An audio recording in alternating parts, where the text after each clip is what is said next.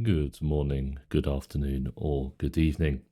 This is going to be a full paper work through of the Further Maths Paper 3 Discrete Half from June 22. So this is intending to both aid you with reflecting upon your own work, to show off some of the thought processes involved, but also, as discrete isn't my specialism, to hopefully show off what happens if you do forget what your actual methods are. I'm sure that at some points during this paper I'm going to have to work hard to try and remember the methods, or even need to try and recreate some of them. So our name for this one, we're going to go back to Mark, but this time it's Mr. Scheme, Mark Scheme. And we'll jump straight in with the actual questions. So our first question, we have a graph with a subgraph isomorphic to K5. K5 you need to recognize as being part of Kuratowski, which is the condition for being planar or not. We could check the rest. It is connected. K5, everything's connected to everything. It will be Hamiltonian. All the vertices are even, 5 minus 1 for each degree. And it is simple. The complete graph only has one edge between every single pair. So that leaves planar as being the only choice. Graph A is a connected planar graph with those conditions. Now I know there's a nice rhyme that goes with this. I haven't memorized that rhyme. So I always do this by thinking about the cube. The same formula works for the cube. So the cube has 8 vertices, 12 edges, and 6 faces. I know that 2 of them add together equals the other one plus 2. So that's saying V plus F equals E plus 2. That's my way of remembering that formula. And so I know that I have 12 vertices, an unknown number of faces, 18 edges, which leaves n to be 8, which is conveniently one of the answers. Question 3, we've got a resource histogram. A company undertakes a project of those 12 activities. Each activity requires 3 workers. Resource histogram shows the duration. The company only has 2 workers. I don't have any answers on this side, so I'm imagining is going to be, can it be done? Well, I can put C down here. I can put some of F here and then H in the rest. And maybe K also fits. Okay, yeah, so which of these could be a correctly leveled histogram? So I'm only allowed to have height 2, so I've noticed I can move B over. F needs to be moved over. H, now it does depend whether G depends on F. We know G depends on D, but maybe G depends on F or not. I don't like that one because it's got this overhang. Why don't I like some of the others? I don't like this one because K's been split over here, and same here. It looks like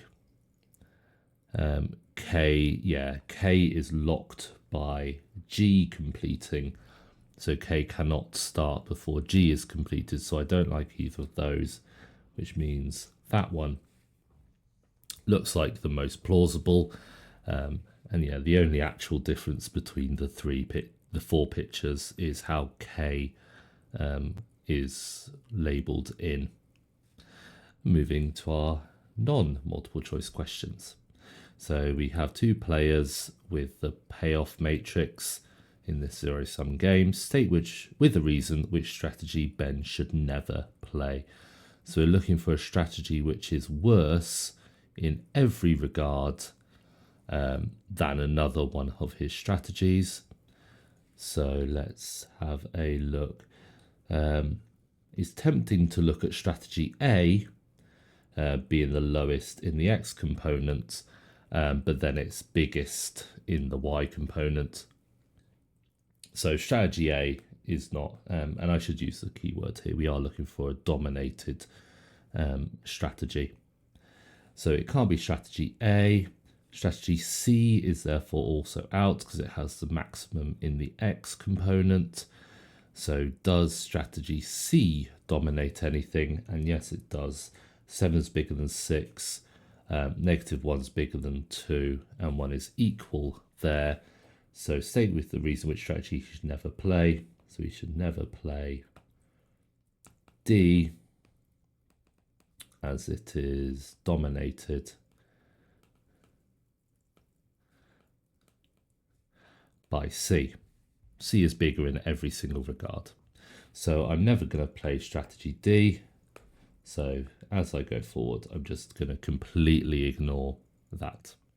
Determine whether or not the game has a stable solution. So now we need to look at our column and row mins and maxes. So if we're thinking in Ben's regard, we want to make the worst case scenario as strong as possible. So Ben's play safe is C, and that's at that -1. If we go for, I'm going to say Jadzia, we're now looking to the maximum values. So that's 7. The maximum there is 2. Maximum there is 3. And we want to minimize that maximum. So that's strategy Y. So there, play safe is Y. Determine whether or not it is actually stable. Well, it's not going to be stable because these two values coming from those two positions don't line up perfectly. So we can say it's not stable as the max row min is not equal to the min column max. And I believe that's enough to show an unstable game. You do have a part C.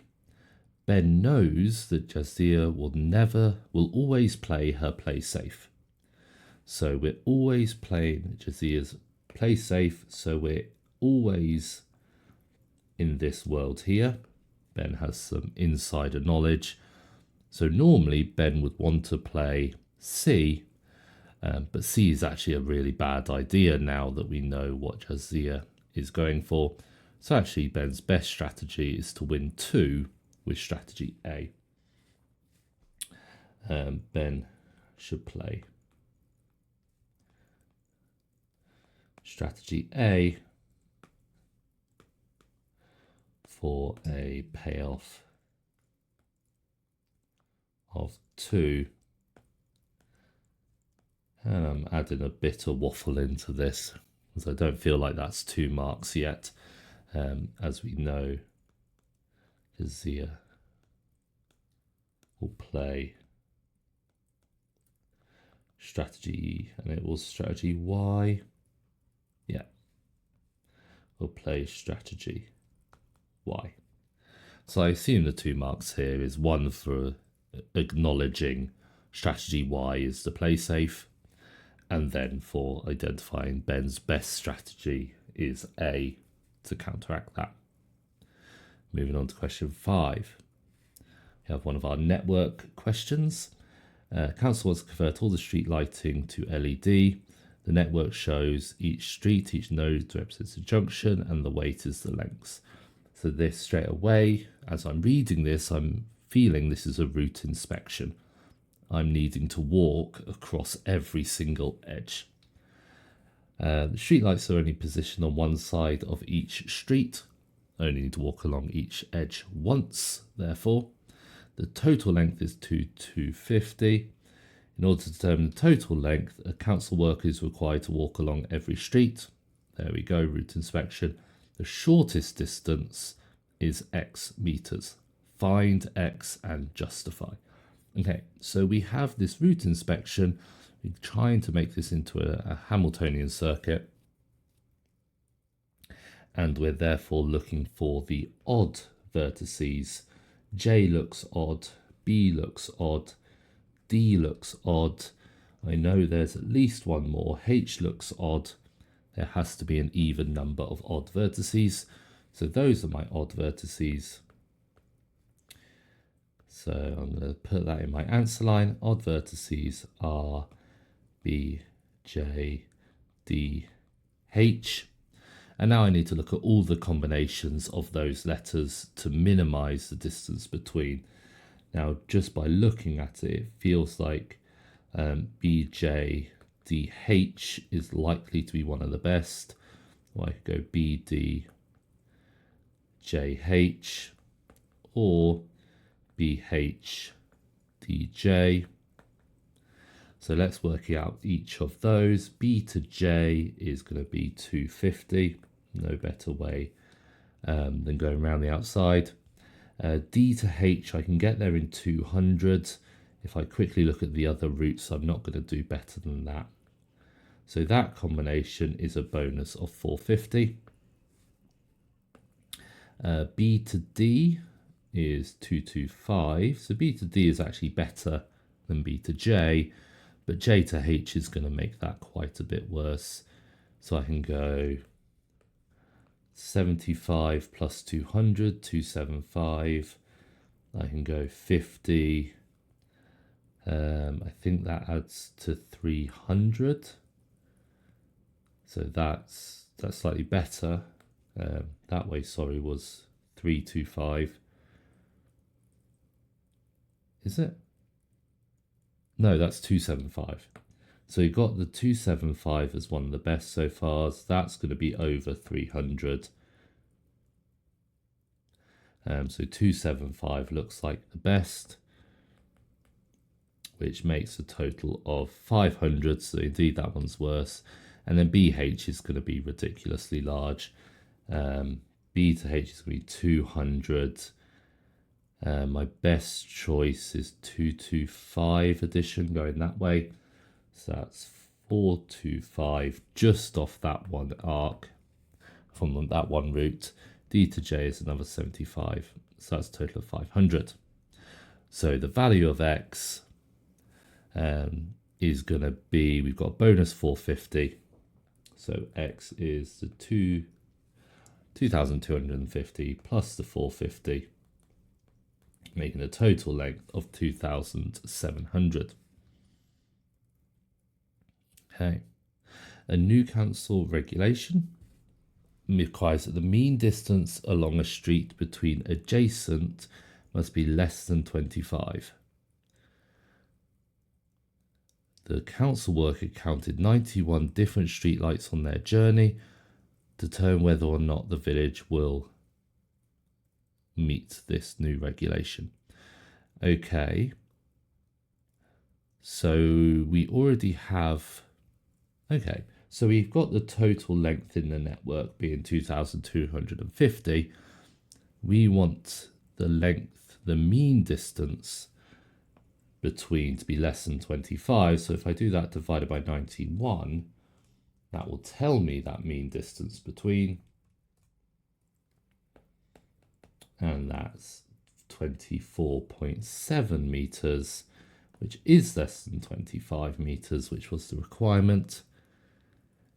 So determine whether or not we'll meet the new regulation.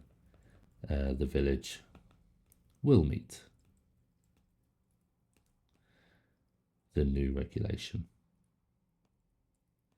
And it's quite convenient that the regulation is based on averages. Otherwise, there could be quite awkward things along some of those edges. Although every edge is a multiple of 25, so we're probably going to get away with it. Okay, question 5 complete. Question 6.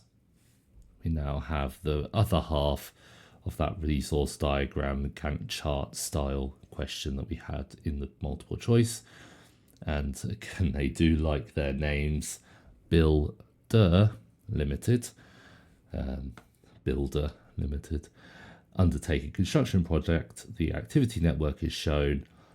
For 3 marks, let's find the earliest start and latest finish for each of those. So we go through the picture once, working out the early start times, and then we'll go backwards for the late finishes. So if I'm looking up here, both A and B needed to be completed. So the earliest that can start is 6, earliest start is 6, earliest start is 6. So straight away B is going to be a critical activity. Both A and C will have a bit of flex. The next G is going to be between 6 plus 5 and 6 plus 4. Earliest I can start is 11. And same for H. For I, well, actually, I only depends on G, so that's early start 15. K only depends on H, early start 16. But J requires both, so it's the maximum of those two. Continuing, I finishes at 21, J finishes at 23, and K finishes at 21, so that's another 23. So the latest, this is going to be 28.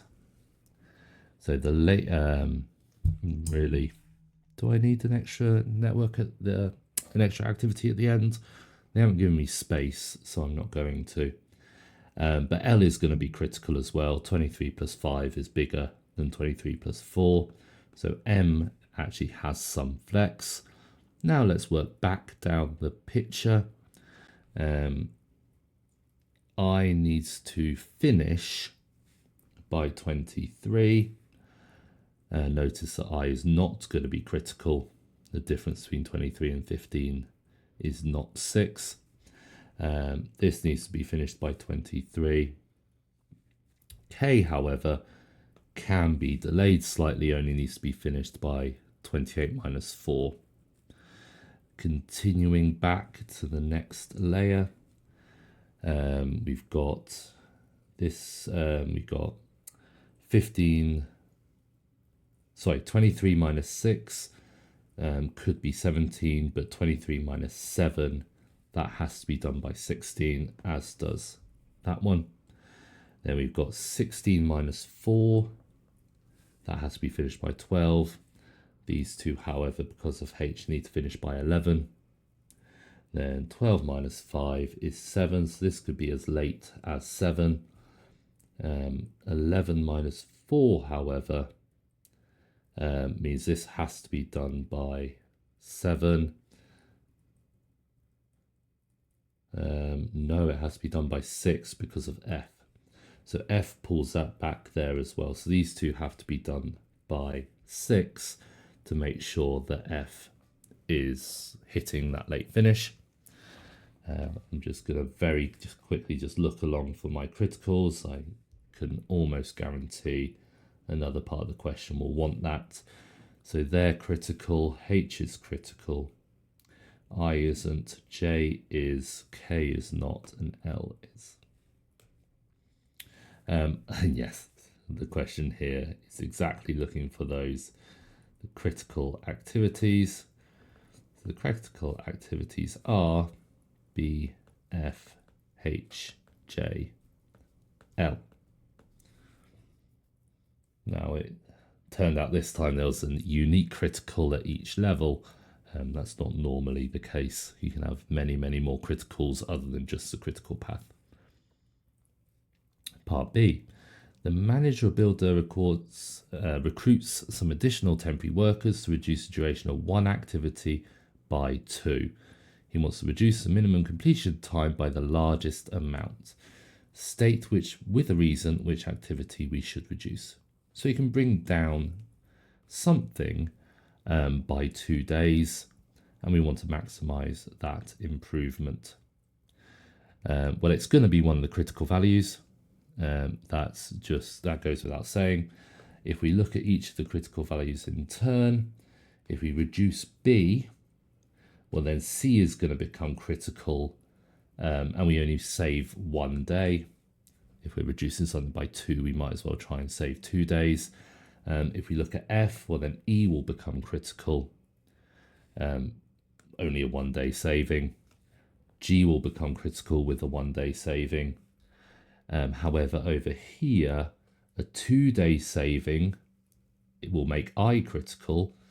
J we can reduce by 2 days, and K actually has a flex of 8, so we'll still have flex after a 2 day reduction. So it's going to be J that we can reduce by 2 and actually realize that full improvement. So let's reduce J by 2 days, then both I and J will be critical. Of course, J was critical before, so stays critical with a total saving of 2 days. And really the reason there is I and K had greater than or equal to 2 days of flex. No other region had 2 days of flex. All the others only had a 1 day flex. So it would only make a 1 day saving. Okay. And that's answered the question. Question 7. We want to our group theory question. Group has a binary operation star and order P where P is a prime number. Determine the number of distinct subgroups. Well, Lagrange is going to be our friend here.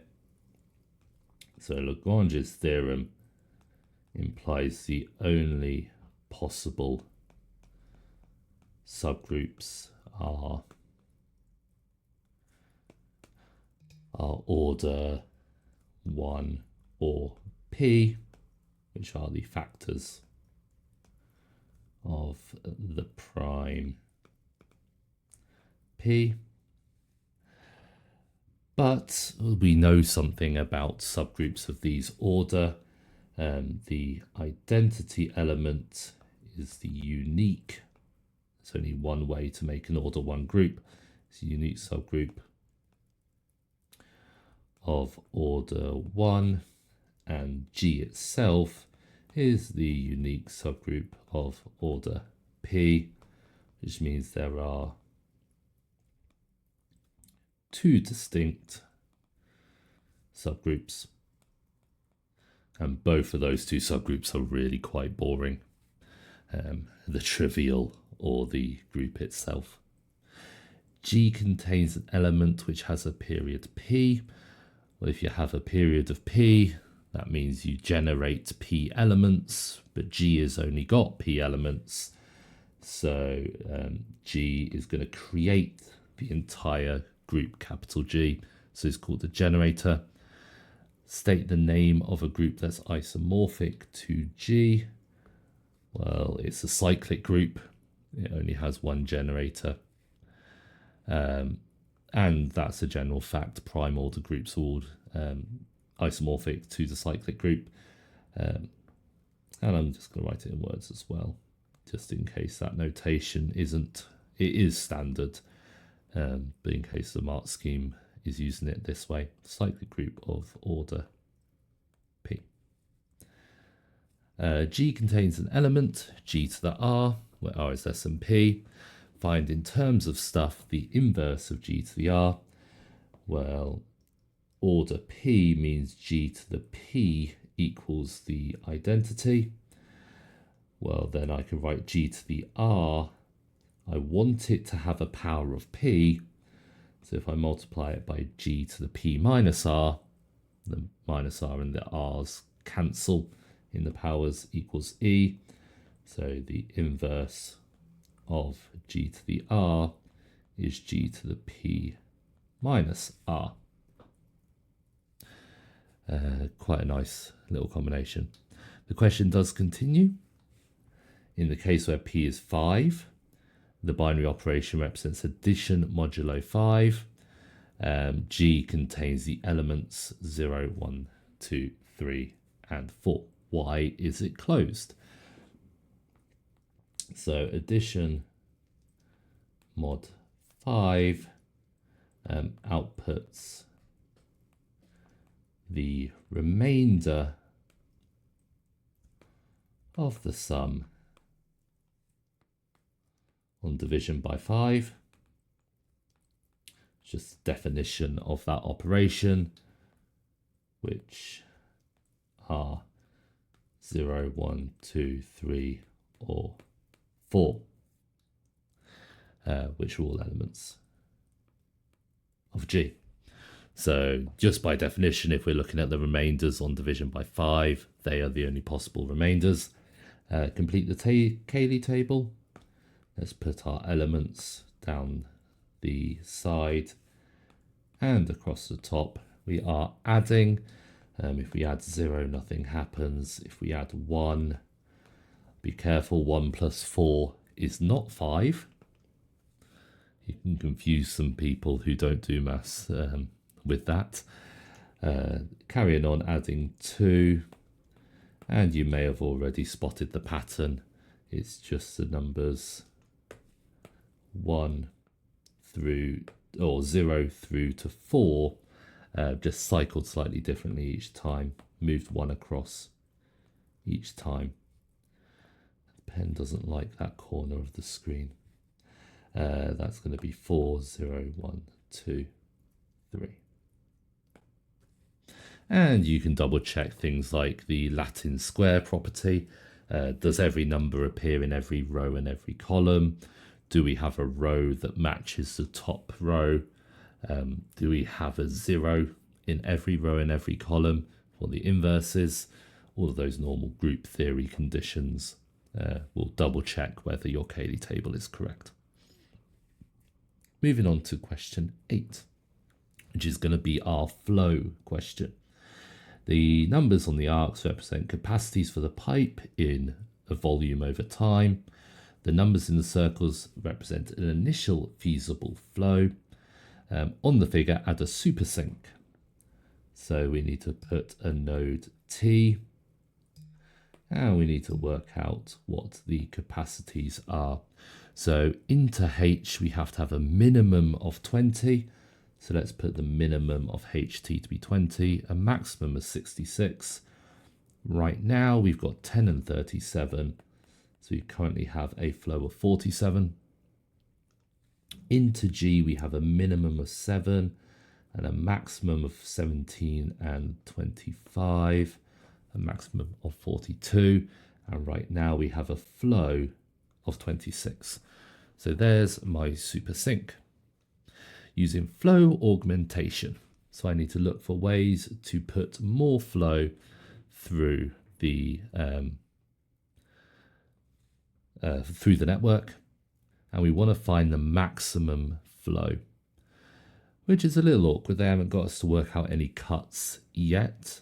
They do have, you must indicate in the table below. You may use figure 2 opposite. Okay, so figure 2 opposite might be helpful. I might just do it on this side and erase what or maybe I will use it opposite as well. It's just awkward flicking backwards and forwards. So let's try and add some extra flow through the network. I can see maybe I can add 2 along here. I can add 2 in here. I can add 2 to that as well and 2 to that. So that's a flow of 2. So S-A-E-G-T of flow 2. Now I do need to be alert that I haven't changed any of these, so I really need to add 2 to all of those circled numbers. Let's try and find another flow though. I would quite like to add 5 along here, but that doesn't look too plausible because I can't add 5 to any of the resulting. So maybe I'll come back to that initial branch. It looks like I can add 2 here, which means I can add 2 here, and 2 here, and 2 here. So I've got another flow of 2, which will be SCFHT of flow 2. So those two arcs coming out of S are now both at capacity. This arc here, though, I can add some to. Now the problem is this one down here is at capacity, so I can't use that arc. I can't use that arc, that's at capacity. Which if I can't use this bottom arc, then I can't use this arc. So the only way for this to go is along here, which means it can only be a flow of 2. So let's follow that flow of 2, see if it can get all the way. If I go this way, that only has a capacity of an extra 1, remembering the blue already added to that. But I can add 2 along here. The E to G has a flow of 11 in right now, so I can add another 2 there. 28 was in there, so I can add another 2 there. So the flow there is S, B, D, E, G, T of size 2 again. And the nice thing here actually is by looking at those maximum, the arcs which were at capacity, I can actually find the cut. I'm going to do that here just as a kind of mental check. So that's at maximum, that's at maximum, that's at maximum. So all of those are at maximum capacity. So I'm expecting my flow to be 25 plus 19 plus 10 plus 6 plus 19, a flow of 79. Which, if I have a look at what's in T at the moment, so initially T has 26 and 47, which was 73, but I've added 2 3 times. So my maximum flow is 79. I've checked that it's a maximum by looking at a cut, and I've checked that the flow is actually 73. I'm just going to reread the question once more. This is 4 marks, so I don't want to throw anything away. Find the maximum flow, 79. You must indicate flow augmenting paths clearly. Done that. And you may use figure 2. If this was on paper, then I probably would have drawn some of those arcs on the figure 2 rather than directly onto figure 1. Continuing, and part C, yeah, again, you can start to guess what the questions will be. Prove that the flow in part B is the maximum flow. This is the key theorem within this chapter, that the max flow is equal to the min cut. So let's look at the cut. Consider the cut. And if I go back to look where I actually drew the cut is separating SB and the rest. That didn't look like an S. SB and the rest, which is A, not B, C, D, E, F, G, H, T, has a value of, and it was 25 plus 19 plus 10 plus 6 plus 19, which equals 79, which means that the, or by min cut equals max flow. That's going to imply that the max flow is equal to 79. Now, officially, it's saying that the max flow is less than or equal to 79, but we found a flow of 79, so it is realized. A trainee engineer claims that increasing the upper capacity of AG will increase the maximum flow, as the flow through this pipe cannot currently be increased. So AG we're thinking about.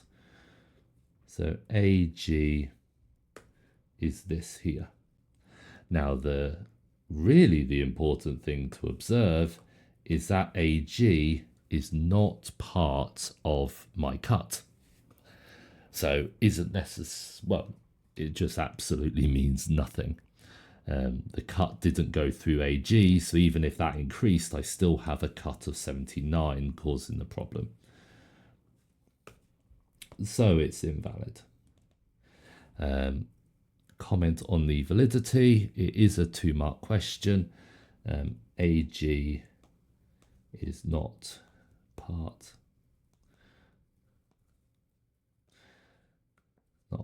of the limiting cut found above, so will not change the max flow. Yes, you might be able to put more through AG, but if you can't get any more to A, then you can't put any more through AG. And that's what that cut there is saying. We cannot get any more than 79 through the system, irrespective of what the other capacities are. Question 9. Oh, lucky us, another group theory slash just binary operations question. The binary operation plus circled acts on positive integers such that show that it is commutative. So we need to try and show that x plus y is equal to y plus x. So let's start with y plus x is y plus x plus 8, which is x plus y plus 8, as addition is commutative. That is one of those assumed results, which is then x plus y, i.e. plus circled is commutative. Determine whether or not it is associative.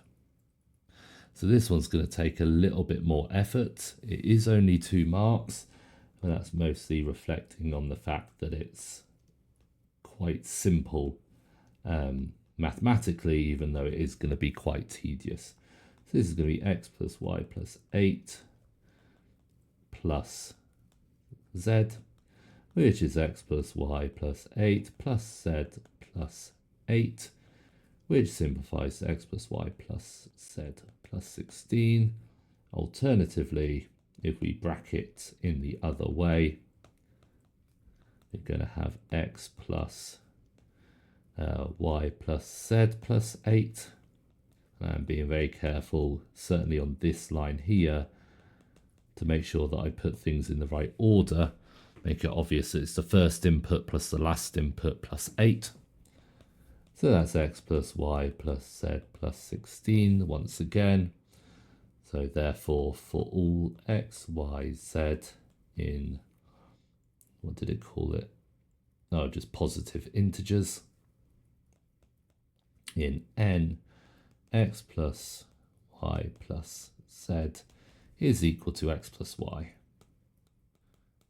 plus z, i.e. that thing is associative.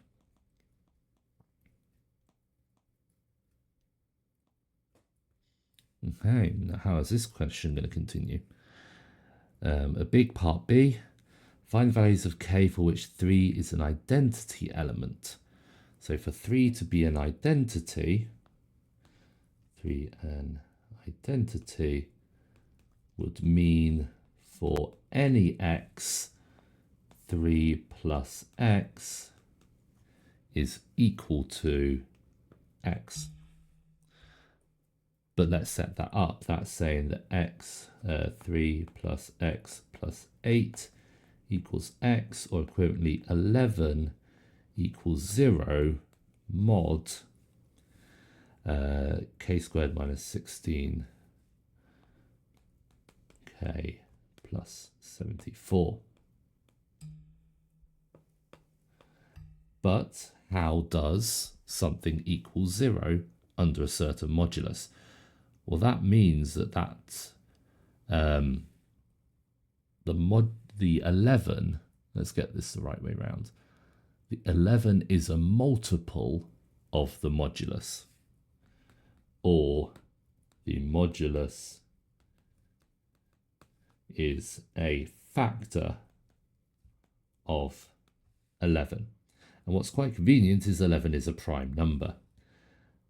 We have been told that k is a positive integer. There are no other restrictions on k.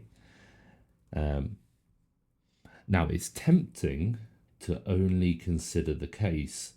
And I think if you do only consider the case where it's equal to 11, you're fine for this question. However, officially, you should also consider the other factor of 11, which is 1. Now, mod 1 is boring, because mod 1 means everything is 0, which is incredibly boring, but does need to be, or should be, considered. Solving this side is a nice factorization.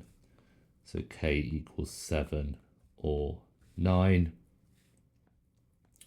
On this side, now I believe 73 is a prime number. So this is not going to factorize. So I'm going to jump very quickly into the calculator and solve it. And I actually get imaginary solutions, not even just rational.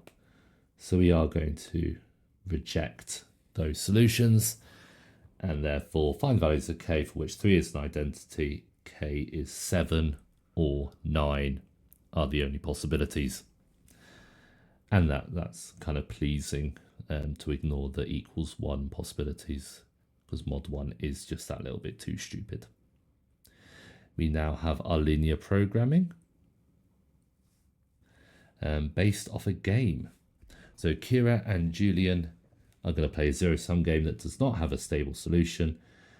We need that condition to look for one of our non-trivial probabilistic strategies.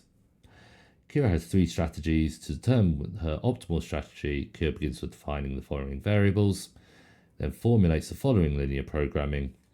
Explain why the condition is necessary.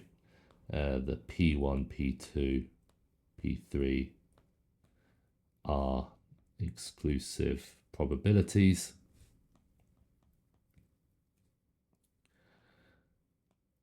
And the pen is not very happy. Probabilities. So should sum to less than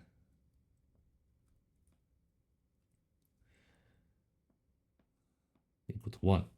Now, in any solution that we create, we should have it summing to exactly 1, but we cannot force that out of the linear program. That kind of comes out from the structure of the problem. Explain why the condition P1, P2, P3 are greater than this, greater than or equal to 0. The probabilities must be non-negative. You cannot have a negative probability of something. And non-negative is just the wordy way to say greater than or equal to 0. Okay, proceeding. Julian has got 3 strategies. Complete the following payoff. Okay, so we're actually needing to try and undo the linear programming. Normally they'll give you the game and ask you to go to the program. This time we have the program and we want to go back to the game. So it appears that this here is going to be the J1, the J2 and the J3. So under J1, we chose probabilities P1, P2, P3. So under J1, it's 7, 1 and 8, the coefficients. So if Julian picked J1, the value of the game would be 7P1, 1P2, 8P3. which is exactly where that first condition came from. The next row, the next condition will give us the next column with 372, 372, and J3, 9, 2, 4. And if you remember how you built the linear program through these, you get 1 from considering under J1, under J2, and under J3 as your 3 inequalities, which is why I took those numbers and put them in those positions. Quite a nice discrete paper, if I'm to say so myself. No actual simplex algorithm on this paper, which I will admit I did have to look at briefly before I started the paper, just in case it did come up. It's one of the areas which I haven't done in a very long time. At this point, of course, in doing the paper yourself, you should go back through, look for anything which didn't feel right, check all your calculations, check all your reasoning is complete, check your sentences make sense. There's quite a lot of words in discrete. And then hopefully it's all gone particularly well. If you have noticed any errors, please do let me know as normal. And hopefully that was quite a useful walkthrough to aid you with your revision going forward. So all that remains to say is happy revising, and I'll speak to you all soon.